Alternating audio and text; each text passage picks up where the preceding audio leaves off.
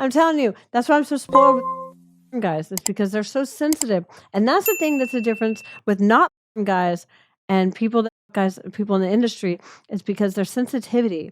It's like guys, they're like, they know when I'm about to come. They know, like, it's versus like, I like some guy who's not a guy who's a civilian. One of my exes, I squirted on this guy's, and I didn't say anything just because I wanted to see if he was going to even notice. And then he's like, "Did you squirt on me?" I'm like, "Yeah, you didn't, like, you couldn't tell." He's like, he couldn't tell that I squirted on his dick. That's weird. I know. I'm like, these guys can tell when I'm about to squirt. And they're like, "Ooh, give it to me, give it to me, give it to me." And you're like, "I'm going to give it to you, give it to me." And then you get excited and you give it to him and they're like, "Ah." The first time I hooked up with someone who squirted, it's like, I was intimately aware. I was 20 and I was confused. It's like, what the waterwork? Well, the first time, like, the first girl I ever hooked up with who squirted, like, we're banging, all of a sudden just splash against my balls. I'm just like, what the? You know, and then there was once I realized what happened, it was a point of pride. Like, right, it is. It's like, I did that. I did that. You're like, ooh, gold star. Yeah, that whole sexual encounter was an emotional roller coaster because it was like, yeah, I did that. And then when I went to the bathroom to take the condom off and realized it was in a ring around the base of my, because it had broken.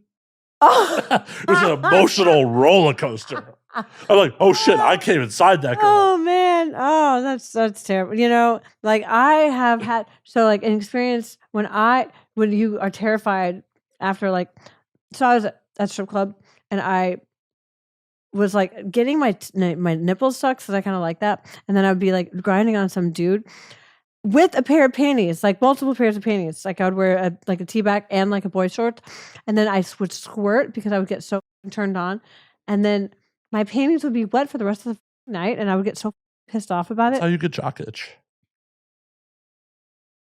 Well, that's why I would get so mad. That's why I'd get so mad about it, because I'd be like, bro, I didn't bring an extra fucking panties. I did not want to squirt. And that is your lack of preparation. Well, I never planned on getting coming that hard at a strip club. It happened twice in my life. Well, it happened after the first time. You should have planned for it. It happened twice after 10 years. So. Guess what? After the first time, you should have just been like, these are the backup panties in my locker. There's a house mom for that reason. There is a house mom. There is. I know. Cool. I consider myself a house mom. That's like, where do you consider yourself in 5 years? I'm like, kind of like a house mom, not the house mom of porn, but like a house mom of where I can like, oh, sweetie, don't forget, here's your breath mint. You need some toothpaste, because whenever you get, the cum in your mouth, and you want to make sure to bring your eye drops in case you get in your eye, sweetie. And here's some extra makeup wipes and some coochie wipes. Here, honey, here's a makeup sponge. You're bleeding a little.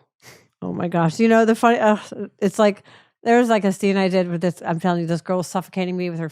She's sitting on my face, and I was like, all I can taste is iron. Because she was on her period, and it was metallic. I'm like, sweetie, can you give me some air? Can you give me some air, please? And also, do I have some Indian paint on my face? But it definitely tasted a lot like iron. So, it was fine. See, I'm on record being like, I have no problems going down. But the thing is that irks me is that I didn't get my pussy eaten at all by her, but I ate a ton of pussy, and I was like, oh no, Justine, life isn't fair. I was like, life isn't fair, Justine. You didn't get your pussy eaten. No, I didn't, but I got their shit out of me though. But still, I was like, I've got a face full of iron, and I was being suffocated. I'm like, okay, you're super cool, and I really appreciate you, but it's like I was like, my face was being shoved into the mattress. I'm like, honey, I have to breathe. I love you to death. You're super cute. I love these girls. They're so fun. These little girls. I have the most fun with them. And they're super fun to work with too, especially a boy girl scene. Where they're I had this one where I was supposed to be pumping milk because I had just had a kid apparently, and I was in the office, and I was the boss, and I'm breast pumping, and this girl comes in, and she's like, oh, excuse me, and she's all fumbling around. I'm like, and then I drop my breast pumps. I'm like, you need to come over here and suck my titties.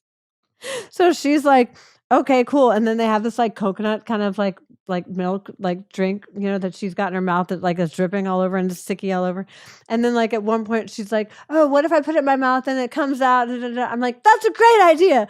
And then I'm like, let's play around, and it's fun, and they're fun. Yeah, it's good times. That's why I like people because they're fun and everything's, you know. I don't really get that with because other girls outside the industry, people are just more insecure. And Well, stop living in Texas. well, I can come to Vegas or I can come to Austin. Where am I now? LA. Yes. Please tell me you know where you are.